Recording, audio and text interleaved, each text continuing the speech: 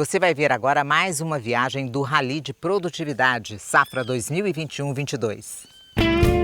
Rally Cocamar de Produtividade. Oferecimento Cocamar. Cooperado e cooperativa crescem juntos. Quem diria?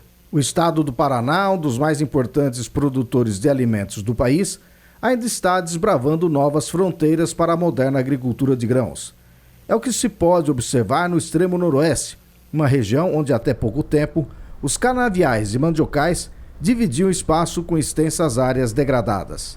O Rally de Produtividade esteve nessa semana em Guaraçá, Nova Londrina e Diamante do Norte, para ver de perto essa mudança de cenário. Em Guaraçá, conversamos com Flávio Penteado, que investe na produção de leite com a criação de gado Jersey.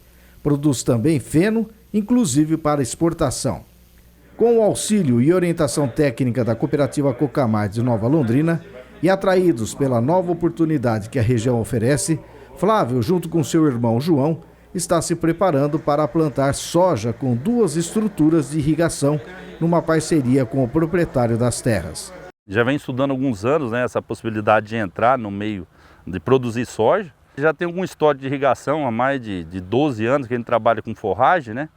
E isso levou a gente a procurar um parceiro que tinha irrigação, que está montando um sistema de irrigação com pivô na fazenda, que é um atrativo para a gente, com um risco muito menor.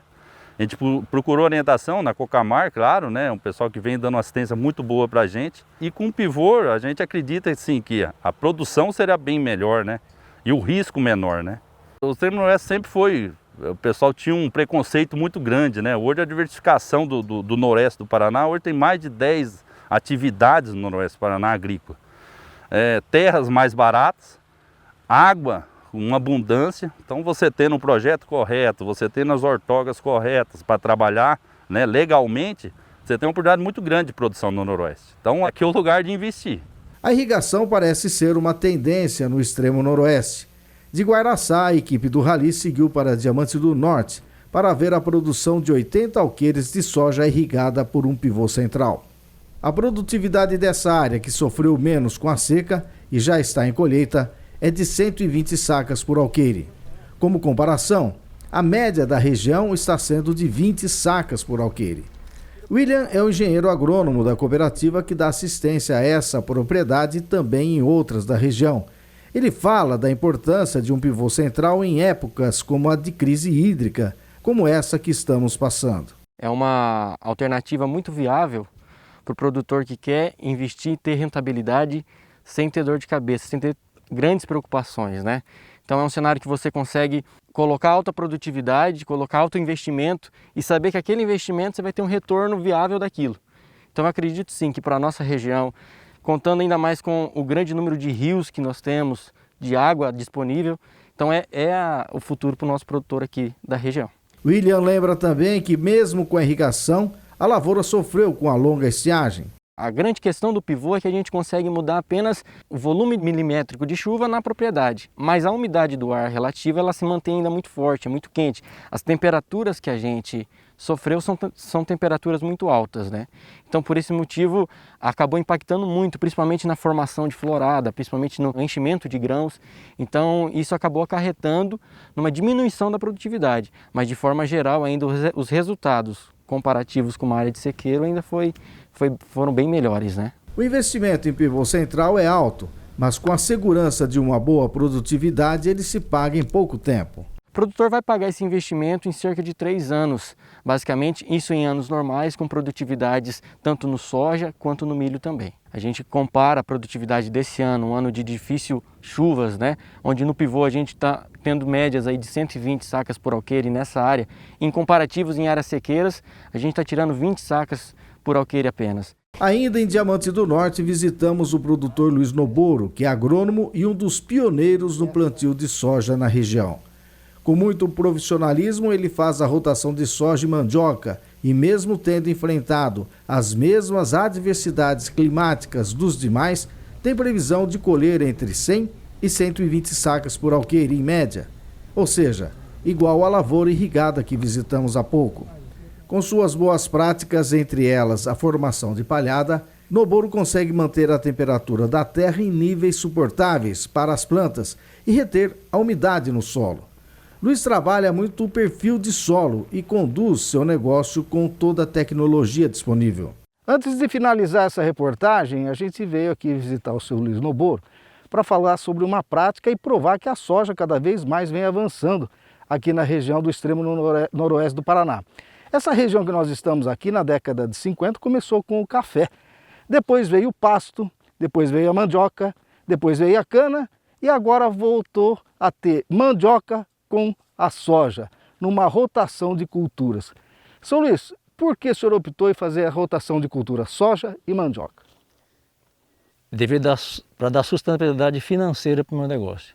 A soja é uma cultura que necessita de muita água, né? E a mandioca ela é bem mais resistente à falta de chuva. Né? E além do que, a soja é uma cultura de exportação, commodity, atrelada ao dólar, e a mandioca ela é de mercado interno. Então são bem diferentes uma da outra. Mas existe muita prática soja e milho, soja e milho. O senhor já tinha feito isso antes também? Sim, sim. Eu fazia soja, milho e depois plantava a braquiária. A braquiária justamente para dar sustentabilidade à produção da soja. Porque depois depois que o milho seca, a braquiária vem e cobre o solo. Aí eu mato a braquiária e planto a soja. E com isso eu consigo reter mais a água da chuva quando chove, quer dizer, encher a minha caixa d'água, digamos assim, que meu solo é uma caixa d'água. E depois, vindo temperatura alta, o solo não aquece, porque a camada de palha protege o solo. Tá? E que benefícios, então, o senhor vê para o solo nessa rotação soja e mandioca? Soja e mandioca? A soja, com a mandioca, entra na área que eu ia plantar milho. Então, ano passado eu fazia 100% da área, soja e milho. Hoje eu faço uma parte, não planto milho e planto mandioca. Por quê? Por causa da sustentabilidade financeira que eu falei para você, entendeu? E também porque necessita fazer calagem no solo. A cada 4, 5 anos precisa fazer calagem. Eu aproveito para fazer uma calagem profunda no solo, plantando mandioca. A gente vê aqui na sua região que tem produtores igual ao senhor que está tendo 20 sacas de produtividade de média por alqueire. O senhor apresenta um número de 120, sem ter irrigação. O que é que o senhor explica isso? Eu diria que é um processo, a agricultura é um processo, uma metodologia de trabalho. Então, quando eu penso sempre, desde o início, o que eu estou numa região, chove pouco e é muito quente. Então, o que eu tenho que pensar na minha região? Tem que ser o máximo de retenção de água e o mínimo de perda de água. Que eu falei para você, é uma caixa d'água. Eu encho a caixa d'água, a hora que eu encho a caixa d'água, eu planto a minha soja. Entendeu? E muitas vezes as pessoas têm pressa de plantar, às vezes não esperam o momento certo, não esperam uma boa chuva, né? E também não tem esse sistema de retenção de água que eu tenho. Né? Então essa somatória de fatores é que está fazendo com que eu colha, num ano muito difícil como esse, ainda colha uma safra razoável. Muita gente tem a mandioca como a vilã do solo. Aqui está sendo um benefício para o senhor. Sim. Por quê? Porque eu planto a mandioca por um ciclo, só são 2 anos. E depois fica 6 a 8 anos com soja. Então eu só volto na mandioca depois, a hora que precisa fazer a calagem. Entendeu? Então isso aí faz com que eu tenha o benefício de fazer a rotação de cultura em relação a pragas, doenças, entendeu? Porque você coloca uma cultura totalmente diferente. Soja, uma cultura de ciclo de 3 a 4 meses, a mandioca é uma cultura de 2 anos. E são pragas totalmente diferentes, erva daninha totalmente diferente. Então, eu tenho benefício para um e para outro. E também, eu consigo produzir mais mandioca quando se planta 8 anos de soja do que numa área de pastagem para fazer reforma. Como falamos no início, a região do extremo noroeste do Paraná, através dos 3 exemplos de produtores que mostramos nessa reportagem, se consolida como nova fronteira para a moderna agricultura de grãos. O Fábio, que é gerente da unidade da cooperativa, confirma o avanço da soja e sua importância para a transformação do extremo noroeste do Paraná. A soja veio principalmente para atender as áreas degradadas de pasto. Aqui de longa data já vem uma região de exploração muito do pasto e a gente entrou principalmente nessas áreas.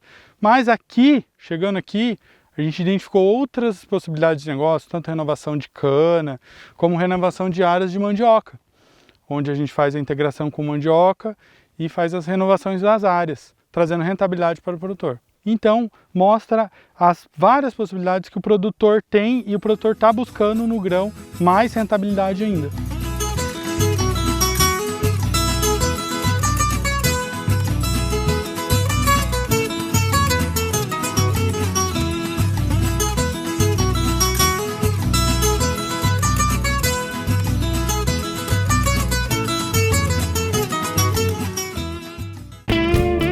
Rally Cocamar de Produtividade. Oferecimento Cocamar. Cooperado e cooperativa crescem juntos.